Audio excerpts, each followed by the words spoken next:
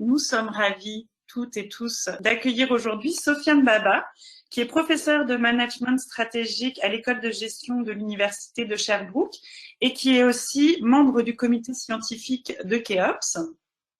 Et Denis Delbert, qui est professeur à l'École nationale supérieure d'architecture et de paysage de Lille et membre du conseil scientifique ITECOP. Donc, bienvenue à vous et merci d'avoir accepté de venir, de participer à cette rencontre aujourd'hui et à ces échanges qu'on espère fructueux. Donc, la présentation, ce à quoi vous allez assister aujourd'hui, c'est pas une présentation standard. On vous met un PowerPoint, chacun dit ce qu'il a à dire, puis après vous posez vos questions. On a décidé de twister ça un petit peu différemment, de donner un ton un petit peu différent et d'essayer vraiment d'engager un échange entre les chercheurs, à la fois sur leurs pratiques, sur les convergences et les différences dans les thèmes de recherche. Donc, on espère que cette formule vous plaira, que tout se déroulera bien. Et je vais maintenant leur céder la parole. Donc, bonjour à vous, Sofiane et Denis. Merci donc d'être avec nous. Denis, est-ce que vous pouvez nous en dire un petit peu plus sur vous, votre itinéraire, votre spécialisation, s'il vous plaît? Mais oui, bien sûr, avec plaisir. Donc, je m'appelle Denis Delbard. Je suis paysagiste, paysagiste concepteur. C'est le titre qui nous est donné actuellement en France. C'est l'équivalent d'architecte paysagiste partout ailleurs dans le monde. Et donc, effectivement, membre du conseil scientifique d'ITECOP depuis pas mal d'années maintenant, où je représente plutôt la sensibilité paysagère, comme vous vous en doutez bien. Donc j'ai exercé ce métier de paysagiste d'abord en libéral pendant 25 ans, de 1993 à 2018. Et puis je me suis engagé dans la recherche à la fin des années 90 pour trouver des réponses à des questions que justement ma pratique du projet de paysage me posait et qu'elle ne me permettait pas de combler. Donc, je me suis engagé dans la recherche à ce moment-là, d'abord en doctorat, ensuite j'ai passé une HDR, donc j'encadre des thèses qui tournent autour, on va dire, des problématiques liées de manière assez générale au projet de paysage et au rôle qu'il peut jouer aujourd'hui dans la transition territoriale. Et puis, c'est à ce titre que je dirige l'un des 4 départements du LACT, qui est le laboratoire de recherche de l'École nationale supérieure d'architecture et de paysage de Lille, école dans laquelle j'enseigne depuis 2004 avec effectivement ce titre de professeur en ville et territoire. Voilà, que vous dire d'autre? Je suis très impliqué dans la vie associative, notamment dans une démarche de critique de projet. J'essaie comment dire, de structurer une démarche de critique qui fait défaut actuellement, je pense, en France, c'est certain, et vraisemblablement bien au-delà. Démarche d'analyse critique de ce qui se fait aujourd'hui en termes d'aménagement du territoire, par exemple. Et puis, je dirige un collectif scientifique qui s'appelle la Piste de l'Icoto, mais dont je reparlerai tout à l'heure, puisque ce collectif est au cœur du projet de recherche que je vais avoir le plaisir de vous présenter dans la deuxième partie de notre échange. Merci Denis. Sofiane, est-ce qu'on peut en savoir un petit peu plus sur vous aussi avant de rentrer dans le cœur du sujet? Oui, merci beaucoup Armance. Bonjour à toutes et à tous. Je suis très content d'être ici parmi vous. Merci aussi à l'équipe d'ITECOP et puis de Keops pour l'organisation. C'est magnifique d'avoir autant de monde et puis autant de monde de qualité aussi. Parcourir hier la liste des inscrits et puis je pense qu'il y a beaucoup de personnes qui auraient pu être à ma place pour nous parler d'acceptabilité sociale. Donc, j'ai bien hâte aussi à la période de discussion à la fin pour en parler. Écoutez, ça se voit peut-être à l'écran, mais j'ai quand même beaucoup moins de lignes sur mon CV que Denis. Ça fait de mon côté 2 ans et demi que je suis professeur à l'école de gestion. Donc, l'Université de Sherbrooke, je m'intéresse principalement qu'on peut appeler le management stratégique, donc toute la question un peu de réfléchir aux organisations et à leur avenir. Et ce qui m'intéresse plus précisément, c'est toute la question de l'interface entre les organisations, les entreprises et la société. Et bien souvent du point de vue du développement durable, donc avec toute la question derrière, à savoir comment est-ce que les organisations peuvent contribuer à faire de ce monde un meilleur monde, à la fois au niveau économique, mais aussi au niveau environnemental et au niveau social.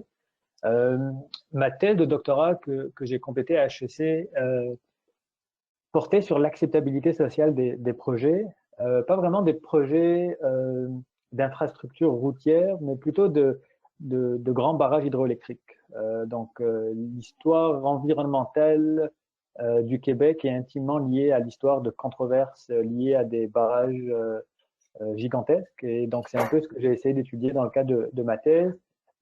Je poursuis encore ces recherches sur l'acceptabilité sociale, sachant que mon unité d'analyse, contrairement à Denis, ne sera pas le territoire, même si je l'explore minimalement, mais beaucoup plus l'organisation, donc le promoteur, et dans une certaine mesure la relation, donc le processus en quelque sorte entre le promoteur et la partie prenante ou les parties prenantes locales.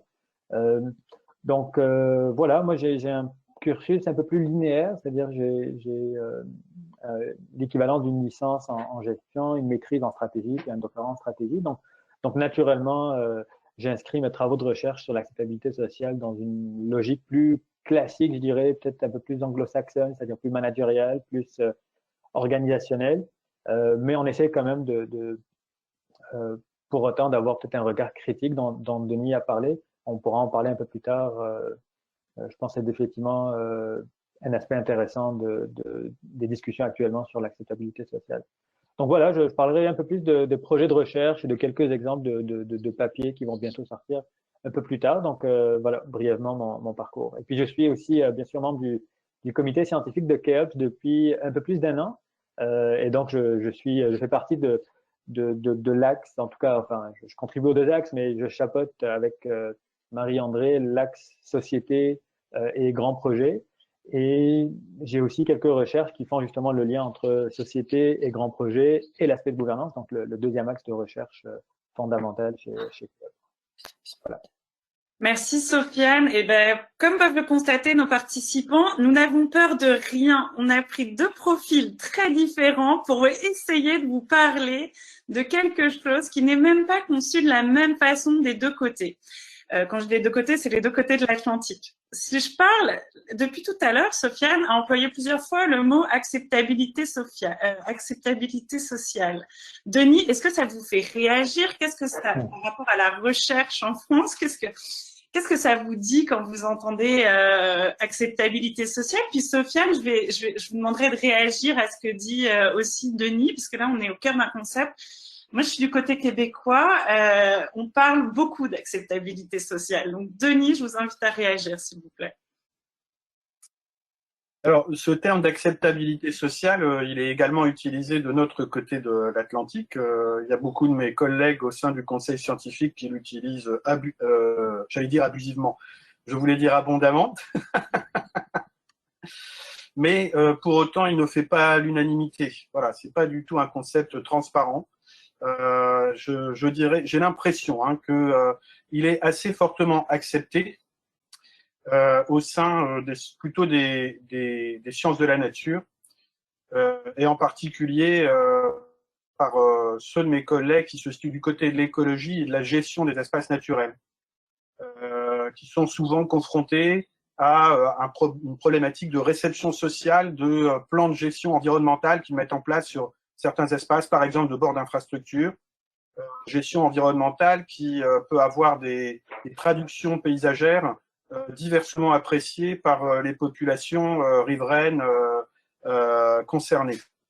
Donc, dans ces cas-là, l'acceptabilité sociale, pour eux, ça va être une procédure par laquelle on va aller rechercher l'adhésion de ces populations, généralement par le biais d'un travail de communication qui peut prendre toutes sortes de formes plus ou moins sophistiquées, communication, d'information.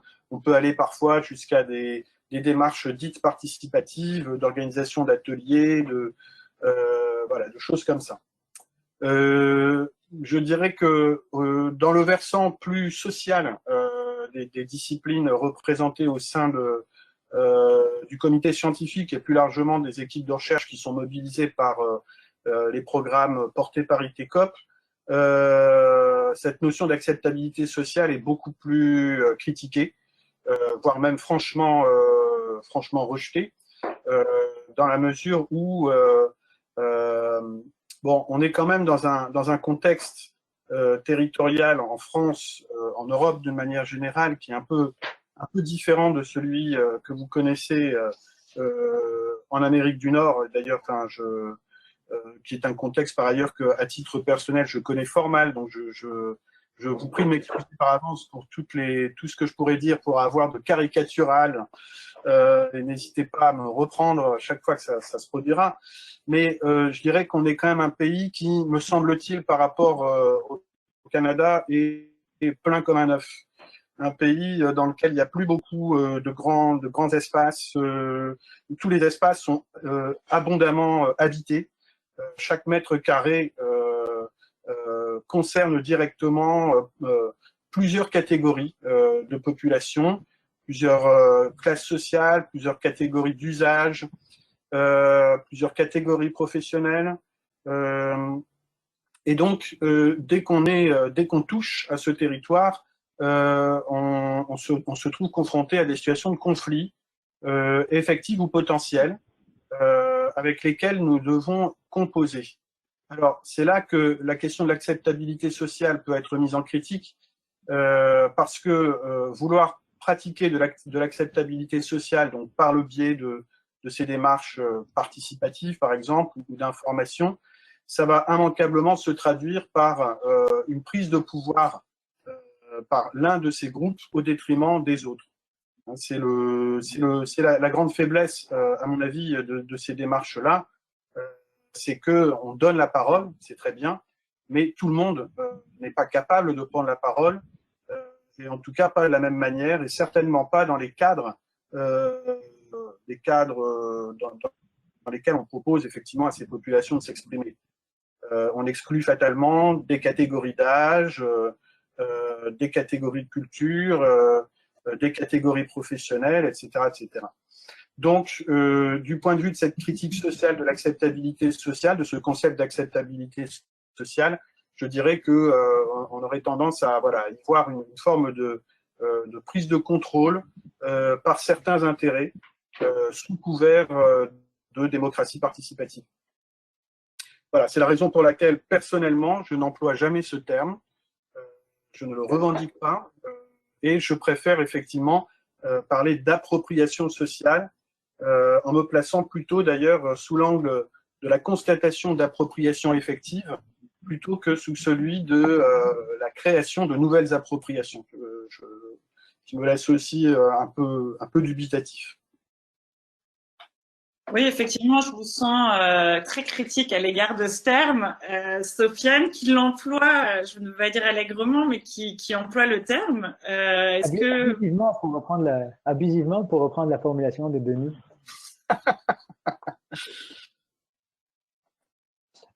Écoutez, sincèrement, je suis en fait assez en accord avec Denis sur la perspective critique.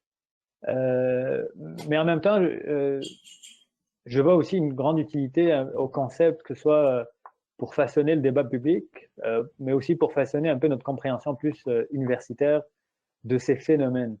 Donc, je vais réagir peut-être en 3-4 temps. Alors, le premier, c'est par rapport un peu au fait que l'acceptabilité sociale, c'est d'abord une notion qui est relativement récente, je dirais, dans la sphère académique. Qui est aussi une notion très contestée, un peu comme Denis l'explique. Et elle est contestée pour plusieurs raisons. C'est-à-dire celle que Denis a mentionnée certainement, mais il y a aussi d'autres raisons. C'est-à-dire que d'abord, on ne sait pas exactement ce qu'est l'acceptabilité sociale. C'est-à-dire qu'on emploie ce terme, mais sa définition est encore assez floue. Qui doit accepter un projet? Dans quelle proportion? pourquoi ces acteurs-là auraient préséance sur le droit de veto ou non par rapport à un projet. Est-ce qu'un projet doit nécessairement être accepté par tout le monde en tout temps, dans chaque contexte? Donc il y a quand même des questions auxquelles on n'a pas vraiment de réponse, et ça soulève parfois les interrogations légitimes que Denis a posées. Il y a toute une critique aussi qui a été émise d'ailleurs par des collègues ici à Montréal. Je pense notamment à Pierre Batelier, je pense aussi à Corinne Gendron à l'UQAM, qui ont critiqué un peu l'usage du concept, c'est-à-dire même l'idée d'acceptabilité sociale, qui, selon eux, est une forme de domination en quelque sorte rhétorique, c'est-à-dire que dans l'acceptabilité, il y a l'idée, il y a la prémisse que le projet doit nécessairement être accepté, en tout cas, il doit être réalisé quoi qu'il en soit. Donc le débat devient beaucoup plus une forme plutôt qu'un vrai lieu où on peut statuer que le projet n'est pas souhaitable.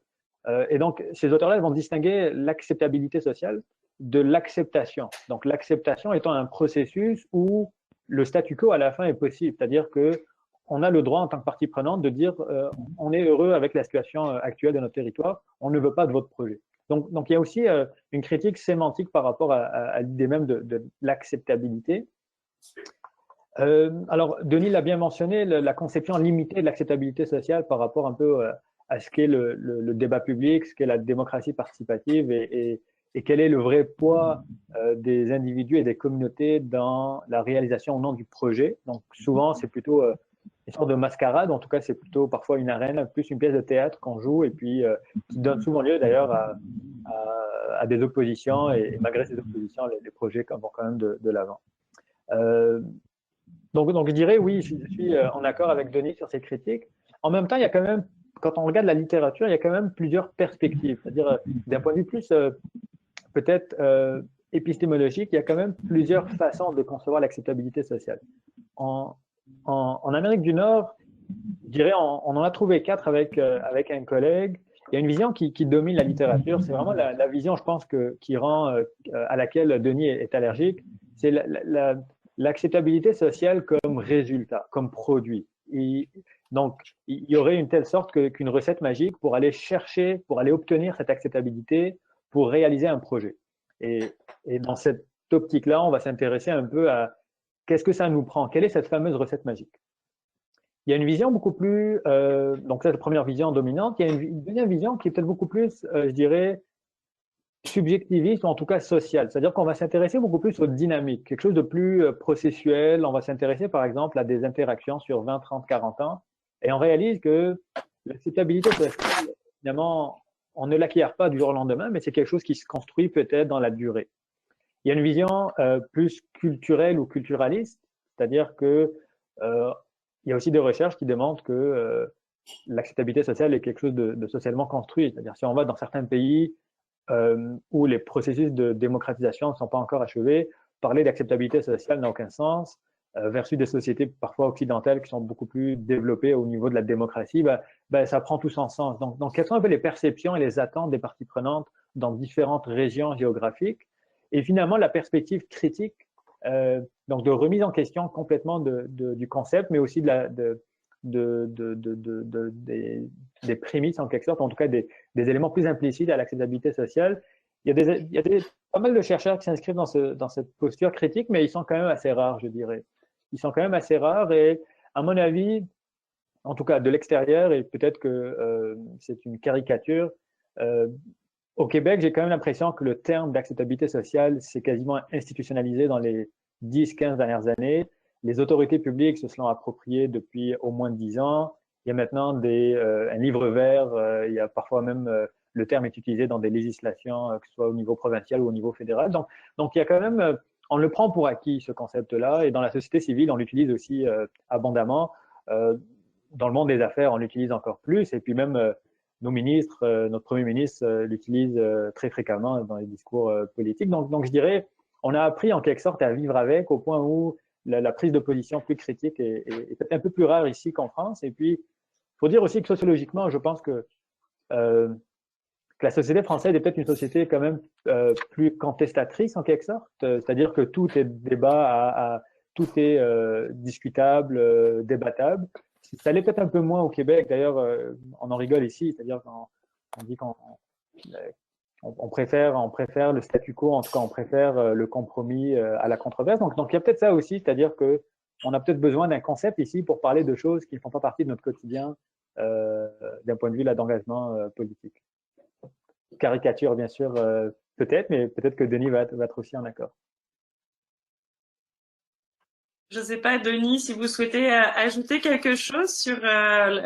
finalement, on a parlé un petit peu de la question de la démarche participative qui, elle ne se veut pas nécessairement exclusive, mais qui exclut quand même. Il y a des questions à se poser en fait sur la pratique, la mise en pratique de ces démarches-là. Il y a le concept, mettons, positif. Puis, Sofiane, vous parliez d'appropriation, d'acceptation versus l'acceptabilité, puis l'appropriation et l'acceptation se rencontrent peut-être un petit peu plus dans l'approche, dans ce que j'entends. On voit aussi que l'acceptabilité sociale est plus utilisée au Québec d'un point de vue politique, d'un point de vue dans la société civile, etc. Est-ce que, donc là, on a plus parlé de l'aspect théorique de la chose, on parlait d'un produit, d'une fin en soi finalement parfois, comment ces notions sont mobilisées dans la pratique et par la recherche. Comment, parce que c'est très intéressant là, vous nous avez parlé de ce qui vous préoccupe comme chercheur, de ce que vous constatez. On comprend qu'il y a quand même des différences et des enjeux à la fois communs mais aussi divergents. Je vois un aspect commun, notamment dans la domination que ça peut entraîner, dans la rhétorique aussi et dans la conception limitée. Je vois peut-être une divergence dans l'interprétation qu'on en fait. Comme disait Sofiane, au Québec, ça a l'air d'être quelque chose qui est accepté. On le prend pour en parler, en fait.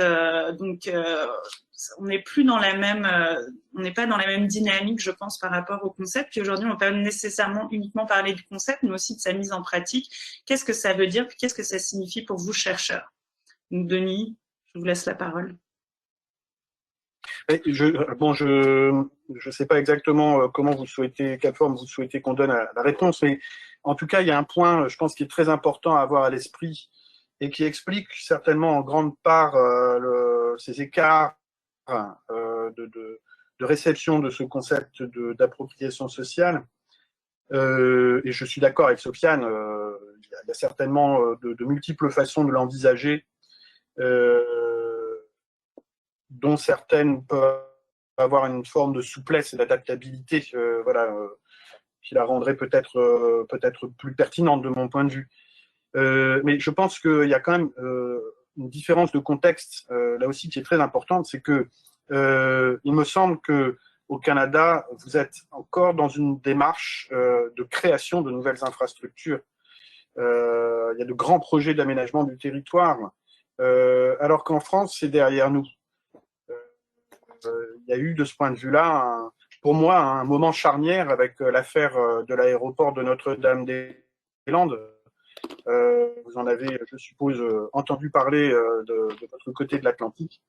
Donc ce projet qui était dans les cartons depuis les années 60, qui avait reçu la bénédiction de toute la technostructure depuis plusieurs décennies, dont la valeur économique, la pertinence pour le développement de la région nantaise était largement cautionnée par la quasi-totalité des experts, et qui a fait l'objet ensuite de référendums, etc. Enfin, vraiment, tout a été mis en place pour bien faire le projet, voilà, pour le manager de façon remarquable, on pourrait dire. Mais malgré tout, ce projet ne se fait pas, ne se fera pas. Et je pense que là, c'est un peu symptomatique du moment dans lequel nous sommes entrés dans l'histoire de l'aménagement du territoire en Europe, qui n'est plus, qui, à mon avis, ne sera plus, ou seulement de façon marginale, une histoire d'aménagement, mais de plus en plus une affaire de ménagement, c'est-à-dire qu'il s'agira d'accompagner des projets d'infrastructures déjà réalisés ou en cours d'achèvement, Et donc, ce travail avec les populations ne consiste plus à les convaincre du bien fondé d'un projet pas encore réalisé, mais bien plutôt de considérer la façon qu'ils ont de vivre d'ores et déjà avec des infrastructures existantes et de voir dans quelle mesure cette vie avec l'infrastructure, cette façon de faire paysage avec l'infrastructure, de faire cadre de vie avec l'infrastructure, de faire pratique sociale avec l'infrastructure, peut être améliorée, voire même peut rendre des services à la collectivité, des services de nature écosystémique, mais pas que. Des services de nature économique, des services de nature sociétale, etc., etc. Voilà, je pense que c'est très important d'avoir à l'esprit cette différence de contexte. À mon avis, elle éclaire très largement le débat qu'on a un peu engagé avec Sofiane. Après, vous souhaitez intervenir, Armance? Non, non, je vous écoute. C'était oui pour effectivement la différence de territoire et je pense que vous allez nous en parler ensuite dans vos interventions qui portent plus sur vos recherches, mais effectivement votre travail, enfin votre approche se différent aussi à cet égard-là. Sofiane, je ne sais pas si vous voulez réagir. Oui, peut-être juste pour réagir, c'est vrai qu'il y a une dimension, je pense, contextuelle qui est très, très importante et ça façonne probablement la manifestation des phénomènes, mais aussi comment on les aborde. Je dirais que le premier élément contextuel, alors celui de Denis est très important, c'est-à-dire la densité n'est pas du tout la même. Au Québec, j'ai vérifié un peu plus tôt cette semaine, on est entre 4 et 7 habitants au kilomètre carré, et en France, on est au-delà de 100. C'est-à-dire que l'impact immédiat de certains projets sur les populations n'est pas le même en termes d'ordre de grandeur. Au Québec, le nord est relativement vide, donc il y a eu quand même, et actuellement même, on parle d'un grand projet de développement économique au nord qui a commencé en réalité dans les années 70 avec cette idée-là de conquête du nord, donc un nord complètement vide, en tout cas du point de vue occidental, il y avait quand même des Premières Nations et encore des Premières Nations qui occupent ce territoire et ils en prennent bien soin. Donc l'élément contextuel est très important. Et c'est vrai que cette idée-là de perspective, c'est-à-dire que au Québec, bien souvent, quand on parle d'acceptabilité sociale, ça va être l'acceptabilité sociale d'un nouveau projet. Et Dieu sait qu'il y en a encore beaucoup là autour de nous. Actuellement, dans les médias, je pense qu'il y a au moins une dizaine de controverses liées à des projets d'infrastructure qui défraient l'actualité. Alors que je comprends peut-être qu'en France, bon, il y a peut-être plutôt la question de la réappropriation du territoire, donc des projets existants qu'on doit peut-être revoir. Jusqu'à présent, en tout cas, c'est pas ce qui a dominé le débat au Québec, je dirais, ni dans la recherche, ni dans la pratique. Là, on parle vraiment de nouveaux projets qu'on essaye de concevoir et puis qu'on essaye de mener à bout. Et on réalise à quel point l'acceptabilité sociale est importante dans ce débat. Dernier élément contextuel, c'est le contexte d'émergence du concept. C'est-à-dire qu'au Québec, l'acceptabilité sociale, on l'a d'abord et avant tout utilisée dans un contexte de développement des ressources naturelles. Donc, le secteur des ressources naturelles est un grand secteur au Québec, que ce soit l'énergie avec l'hydroélectricité, que ce soit le secteur extractif avec toutes les minières et aussi la foresterie. Donc, alors surtout les minières et la foresterie, deux industries très, très controversées. Donc, parmi les premières fois où on a commencé à utiliser ce terme, c'était davantage dans ce secteur-là. Progressivement, on a commencé à s'approprier le terme pour l'employer dans le cadre d'autres types de projets. Et là, il faut faire un parallèle avec la littérature anglaise. C'est-à-dire en anglais, le concept équivalent d'acceptabilité sociale, c'est l'équivalent de licence sociale d'opération ou licence sociale pour opérer. Donc en anglais, social license to operate. Et l'idée de licence sociale pour opérer ou d'opération, c'était pour faire un peu l'analogie avec la licence légale d'opération. Et là, on parle de la social license, elle a émergé fin des années 90 dans un contexte à la Banque mondiale autour d'une discussion sur les enjeux vécus par l'industrie minière à travers le monde. Et donc, on s'est approprié un peu ce terme, on a évacué un peu la contradiction, autorisation légale versus autorisation plus sociale, plus implicite. on s'est approprié un peu ce débat, mais il faut aussi revenir un peu à la source un peu de l'utilisation massive de ce concept. Donc le secteur extractif a beaucoup influencé notre vision aussi de ce concept je dirais jusqu'à aujourd'hui, c'est-à-dire au Québec. Quand je dis que le gouvernement s'est approprié le terme, on parle naturellement du ministère des Ressources naturelles et de l'Énergie, qui en a fait un cheval de bataille parce que justement, il voulait davantage stimuler les projets puis le développement des ressources naturelles. Merci Sofiane, merci Denis. Là, c'est extrêmement intéressant. Je pense qu'on pourrait parler encore du concept pendant un moment, de territoire aussi, du contexte d'émergence de ce concept et de la question de la licence sociale. Mais vous êtes au-delà de cette approche théorique, vous êtes aussi chercheur et ce sont les notions que vous venez d'évoquer d'appropriation ou d'acceptabilité selon votre point de vue ou votre approche. Traverse aussi vos travaux et vous nous avez préparé une petite présentation plus sur une de vos recherches ou vos recherches, les outils que vous mobilisez, etc. Donc, Denis, peut-être si vous pouvez nous présenter votre recherche qui nous parle de alors, ces je vous ai envoyé traversées. des images. Je ne sais pas comment se fait le partage des images. Voilà, je sais pas comment vous envisagez les choses pour communiquer ces images. Judith va partager l'écran. Ou sinon, tu peux partager l'écran en faisant partager l'écran sur l'icône en bas. Je peux le faire. L'icône ne s'affiche pas malheureusement, donc je la cherchais, mais. Attends, hop. Voilà. Ah oui. Là maintenant, elle s'affiche. Voilà, je ne sais pas si vous voyez mon écran. Oui. Bon. Alors donc, je vous l'ai dit brièvement tout à l'heure lorsque je me présentais. Donc, je dirige un collectif scientifique qui s'appelle la Piste de Likoto et qui donc s'intéresse à ces problématiques de ménagement du territoire à partir d'infrastructures existantes et en s'appuyant sur les pratiques sociales et sur le potentiel biologique qui sont effectivement mobilisés par ces infrastructures existantes et plus particulièrement par leurs accotements. L'ICOTO, c'est l'acronyme de l'Eurométropole Lille-Kortrijk-Tournai. Donc, c'est l'Eurométropole transfrontalière franco-belge qui réunit les trois grands pôles urbains de l'île que vous voyez au centre de la carte, de Courtrai et Kortrijk en Flandre, que vous voyez en haut à droite, et de Tournai en Wallonie, que vous voyez plutôt en bas et à droite également.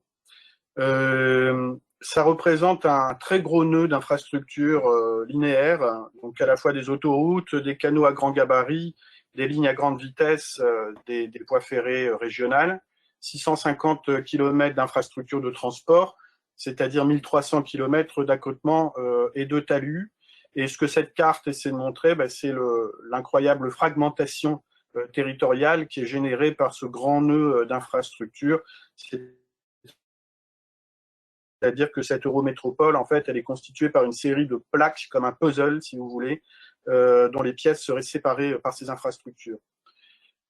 L'autre particularité de cette eurométropole, c'est son urbanisation diffuse, c'est-à-dire qu'on n'est pas du tout dans le schéma classique urbano-centré, où on a la ville-centre avec ensuite ses faubourgs, puis ses banlieues, et enfin ses campagnes. On est plutôt ici sur une espèce de de villes de densité moyenne qui ont développé chacune leurs propres extensions. Et ces extensions ont fini par se rejoindre plus ou moins, mais en laissant entre elles des enclaves agricoles, beaucoup de friches industrielles aussi, plus ou moins anciennes. Et donc, vous le voyez, un tissu comme ça qui est très hétérogène. Et du coup, des interfaces, des covisibilités pratiquement permanentes entre la ville et les grandes infrastructures. Le caractère disséminé de l'agglomération conjugué avec la densité des infrastructures a pour effet de démultiplier ces situations d'interface qui sont représentés en gris sur cette carte et que nous appelons des plaines urbaines. Donc, ce sont des espaces ouverts intercalés entre les infrastructures et la ville. On en a dénombré 419 sur ce territoire. L'hypothèse qui anime ces recherches, c'est celle d'une trame verte spontanée. Donc, c'est une réflexion qui s'inscrit d'abord dans une critique, justement, de la logique de trame verte, qui est une logique qui est très structurante dans les projets de recherche et les politiques d'aménagement du territoire en France depuis plusieurs décennies, mais qui s'est fortement développée depuis une vingtaine d'années. Donc l'idée, c'est de constituer des grandes continuités biologiques, des corridors biologiques, permettant de relier des réservoirs de biodiversité, donc des fragments d'espace ayant conservé une certaine diversité spécifique et génétique, de manière à rétablir la mobilité de ces espèces animales et végétales. Ce sont des espèces d'infrastructures vertes, si vous voulez. Enfin, vous connaissez ça très bien. La mise en œuvre de ces infrastructures vertes, dans notre contexte européen, et particulièrement français, où ça a été dit, on aime bien contester les projets, est très très difficile.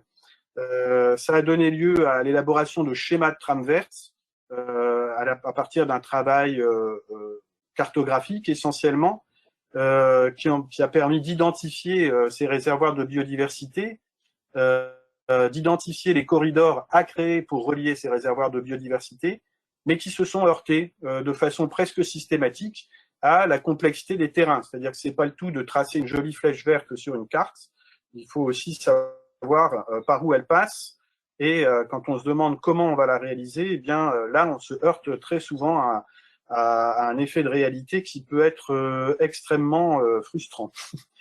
Donc l'hypothèse qui traverse cet ensemble de recherches autour de l'ICOTO, c'est d'inverser en fait cette démarche de trame verte, c'est-à-dire non pas de dessiner des corridors et ensuite de se demander comment on va les faire, mais de regarder sur le territoire ce qui ressemble d'ores et déjà à des corridors biologiques et en fonction de cela, faire émerger une trame verte non pas planifiée, une trame verte spontanée, en essayant de bonifier ses potentialités écologiques et sociales.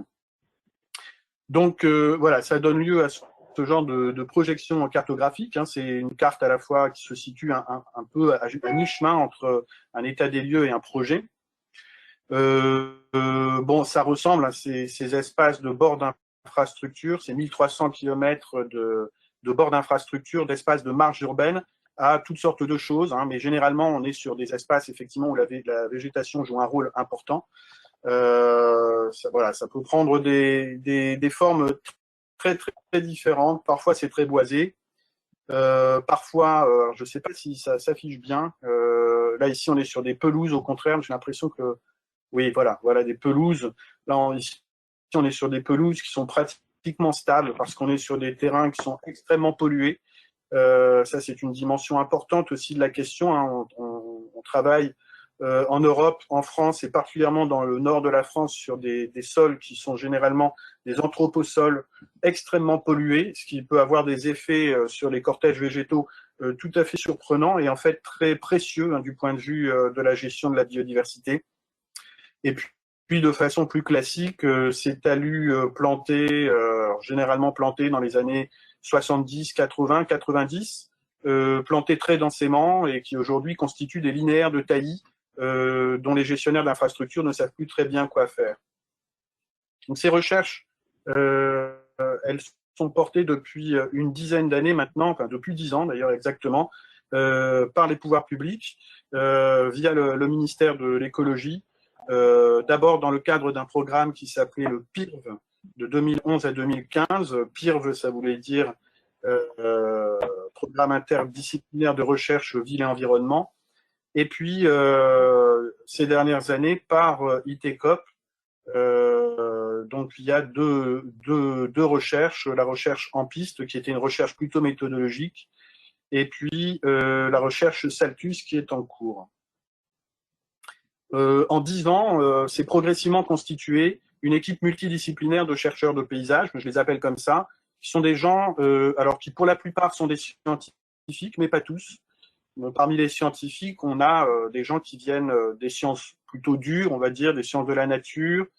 On a des biologistes, des écologues, botanistes, pédologues, mais aussi des gens qui viennent des sciences sociales, pas mal de géographes, anthropologues, sociologues, et aussi des gens qui ne sont pas des chercheurs scientifiques, mais qui sont des chercheurs quand même, impliqués dans le domaine de la philosophie, dans le domaine des arts et dans le domaine de l'ingénierie.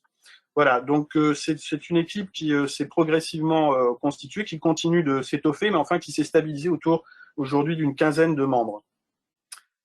Très vite. Il vous reste 1 minute pour que Sofiane puisse avoir le temps et pour qu'ensuite on puisse avoir une petite période d'échange. D'accord, je vous prie de m'excuser, je vais laisser filer le temps. Donc cette démarche très pluridisciplinaire, elle pose des questions de méthode, bien sûr. Donc il a fallu définir une espèce de plateforme méthodologique commune qui permette à tous ces gens de se retrouver. Donc ça prend la forme de ce qu'on appelle des randonnées scientifiques. Alors j'ai malheureusement pas le temps de détailler les procédures par lesquelles nous avons progressivement défini cette plateforme méthodologique de la randonnée scientifique. Mais en tout cas, je tiens à insister sur le fait que c'est très important, à partir du moment où on s'intéresse à ces espaces d'une grande complexité, de réussir à déjouer le piège de la juxtaposition des expertises. C'est un peu le problème moi, que je relève souvent dans notre programme de recherche ITECOP. C'est très difficile de constituer des équipes qui aillent au-delà de ce stade de la simple juxtaposition d'expertise. Voilà, pour le reste, je n'ai pas le temps. Je vous projette juste quelques images du type de relevés qu'on fait, qui sont à la fois des relevés de paysage, des relevés de mobilité. Là, ici, on identifie des possibilités de mobilité douce, cyclable et pédestre le long des infrastructures. Également une identification des différents milieux et habitats écologiques qu'on peut y retrouver. Et puis, je terminerai en disant qu'aujourd'hui, on est rentré dans une phase où il s'agit d'envisager les questions de gestion de ces espaces, puisque les infrastructures, les gestionnaires d'infrastructures, je l'ai dit tout à l'heure, sont confrontés à de vrais problèmes, avec des boisements qui sont aujourd'hui très instables, très étiolés.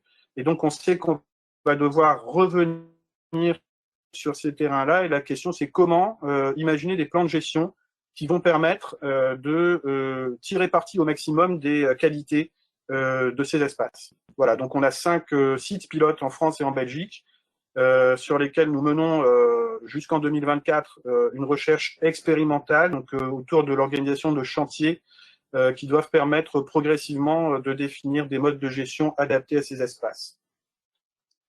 Merci beaucoup, Denis, pour cette fin express. Je vais céder la parole à Sofiane pour qu'il nous reste du temps d'échange à la fin. Sofiane, vous allez partager votre écran. Oui, merci beaucoup. Merci, Denis. En passant, ça me fait réaliser à quel point l'interdisciplinaire est enrichissant. Vraiment, parce qu'on a toujours tendance à voir ces phénomènes à partir de notre propre perspective. Alors, je vais partager ici. Vous me direz si l'écran s'affiche? Il s'affiche. Oui, okay. Merci. Bon, alors je vais aller très vite. Je vais aller très vite pour. J'aimerais bien laisser du temps, pas mal de temps pour les échanges. Alors moi, j'ai décidé de plutôt d'y aller très brièvement, mais sur plusieurs recherches. Alors une recherche particulière qui m'a intrigué, qui m'intrigue encore. C'est un papier qui va paraître bientôt, en tout cas en 2021, dans la revue Management International. On s'est intéressé avec des collègues algériens à un projet finalement qui a été avorté, dans un projet de la construction ce qu'on appelle un CET, donc un centre d'enfouissement technique, donc pour prendre en charge les déchets ménagers. Et finalement, le projet n'a pas pu voir le jour malgré l'utilisation de la force public par le gouvernement. Et alors, ce qu'on avait réalisé, c'est que dans l'argumentation des communautés locales, c'était pas tant le projet qui les dérangeait, mais ils voyaient davantage le projet comme un vecteur de perpétuation d'inégalités sociales, culturelles, identitaires et politiques, en fait, qui dépasse clairement le projet et qui dépasse clairement le promoteur. Donc, dans ce projet-là particulièrement, le promoteur était l'État. mais il y avait, le constructeur était un privé. Donc, c'est plutôt le constructeur qui a eu beaucoup de mal à aller de l'avant avec la construction. Et ça nous a amené à réfléchir à l'acceptabilité sociale, non pas seulement du point de vue du projet, mais aussi du contexte dans lequel il s'insère. Et ça, en tout cas en gestion, on a tendance vraiment à toujours omettre de considérer cette variable.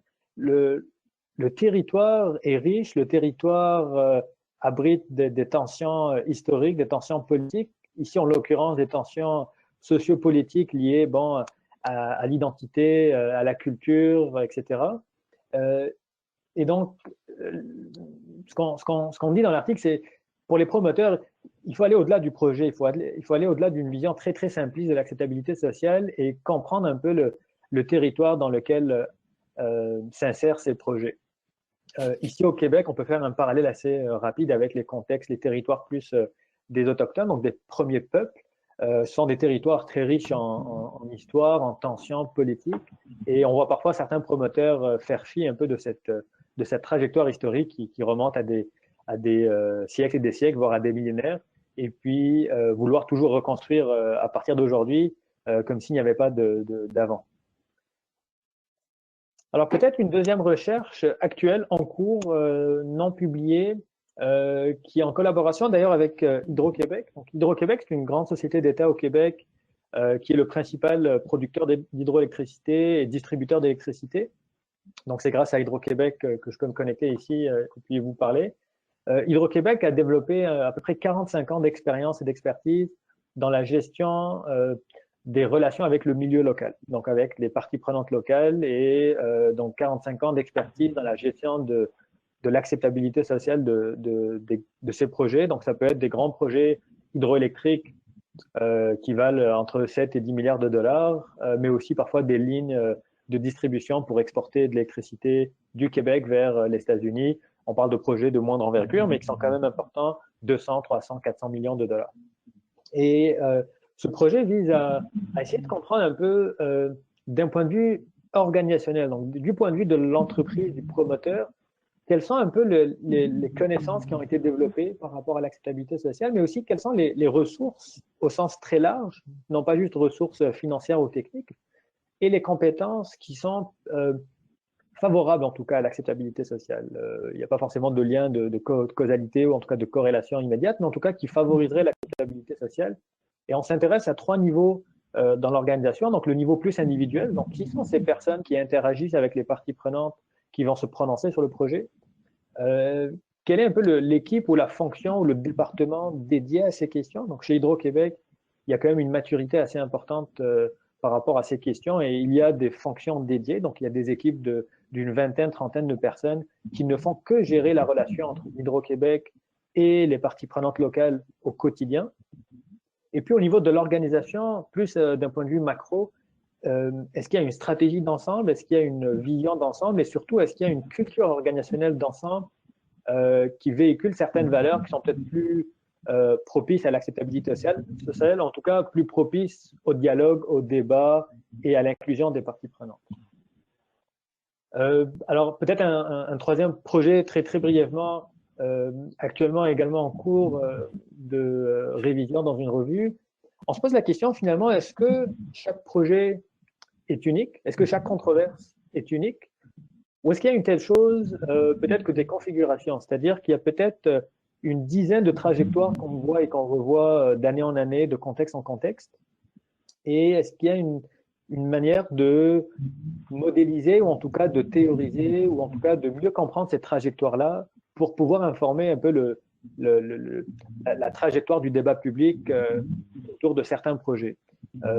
Et ici, l'un des arguments qu'on met de l'avant, c'est de dire que quand on parle d'acceptabilité sociale, on a tendance à focaliser sur le projet, mais un projet peut être parfait. Et puis je pense que Denis avait pris l'exemple de l'aéroport, la grande controverse liée à l'aéroport en France.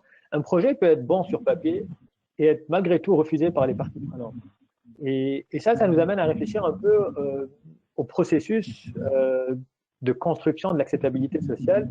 Et en réalité, quand on parle d'acceptabilité ou de non-acceptabilité d'un projet, on ne parle pas juste du projet, on parle aussi de l'organisation qui promeut le projet. C'est-à-dire que le promoteur lui-même peut être illégitime aux yeux des parties prenantes. Et s'il est illégitime, peu importe la qualité de son projet, il y a de fortes chances que le projet soit refusé. Même chose pour les individus. Au Québec, on a des exemples de projets qui étaient sur papier bons, promus par des organisations qui étaient sur papier crédibles et légitimes, mais les individus qui représentaient le projet et l'organisation n'étaient pas considérés comme étant crédible et intéressante aux yeux des parties prenantes. Et après, il y a bien sûr le processus, donc la démarche, et puis, bon, finalement, l'industrie, c'est-à-dire qu'il y a un effet un peu de, en anglais, on l'appelle le spillover. Donc, finalement, si on a un projet dans l'industrie minière, on part déjà avec un certain handicap dans le sens où les effets pervers de 30, 40, 50 ans d'industrie minière au Québec vont naturellement influencer le débat assez naturellement. Et puis finalement, je vais finir là-dessus et puis on pourra en discuter. À travers mes nombreuses recherches, bon, finalement, une des questions qu'on pose souvent, c'est quelle est la recette magique pour l'acceptabilité sociale? Et ma réponse, c'est qu'il n'y en a pas finalement. Et il y a peut-être 5 points qui ressortent, moi, en tout cas, de mes recherches et puis de mes interventions dans certaines entreprises. Alors, l'acceptabilité sociale, on a tendance à l'avoir davantage par son absence que par sa présence. C'est-à-dire que lorsqu'il y a un conflit, lorsqu'il y a une controverse, souvent, on va le savoir, lorsqu'on a l'acceptabilité sociale, c'est un peu plus silencieux souvent. C'est peut-être la nature humaine et puis la sociologie un peu des conflits, des controverses qui voudraient ça.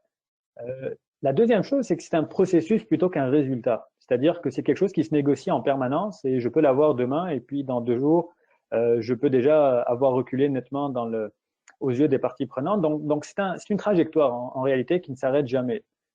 Donc il n'y a pas de recette magique, mais il y a quand même des expériences, à mon avis. En tout cas, au Québec, on a de belles expériences qui montrent que l'ouverture, l'humilité, la collaboration et l'implication peuvent avoir des vertus par rapport à l'acceptabilité de certains projets. Pour aller dans le sens de critique de Denis, les parties prenantes locales, et puis là j'emploie ce terme pour référer souvent aux communautés locales qui vont être directement affectées par le projet, ne doivent pas être perçus comme des juges, c'est-à-dire comme des acteurs passifs qui vont à un moment donné se prononcer pour ou contre un projet, mais devraient être davantage perçus comme étant des contributeurs au projet qui pourraient même avoir un mot à dire dans le design du projet très très en amont. Et ça, je dis ça, mais on est vraiment dans des exceptions. Il y a quelques organisations au Québec qui arrivent à le faire, qui ont le savoir-faire pour le faire, qui ont l'humilité pour le faire. Mais bien souvent, on est vraiment là dans une vision très, très naïve de l'acceptabilité sociale. Et d'un point de vue davantage des promoteurs et des organisations, on ne bricole pas l'acceptabilité sociale. Autrement dit, c'est pas quelque chose qui se bricole au quotidien, c'est pas quelque chose qui s'invente. Ça se prépare à l'interne, ça se prépare d'abord au niveau des valeurs et de la culture de l'organisation, et ça se prépare aussi au niveau des ressources qu'on va dédier à cette fonction. L'écoute, la participation, la consultation, tout ça, ça prend du temps, ça prend des ressources, donc ça prend des expertises, mais ça prend aussi de l'argent. Et il faut que les organisations soient prêtes à investir ces ressources-là pour éventuellement favoriser l'acceptabilité sociale du projet, tout en sachant que le projet pourrait aussi ne pas être accepté. Donc voilà un peu ce que je voulais dire, et puis je vais m'arrêter là, mais on pourra toujours en discuter pendant la période d'échange. Merci. Merci Sofiane et merci Denis pour ces présentations fort intéressantes.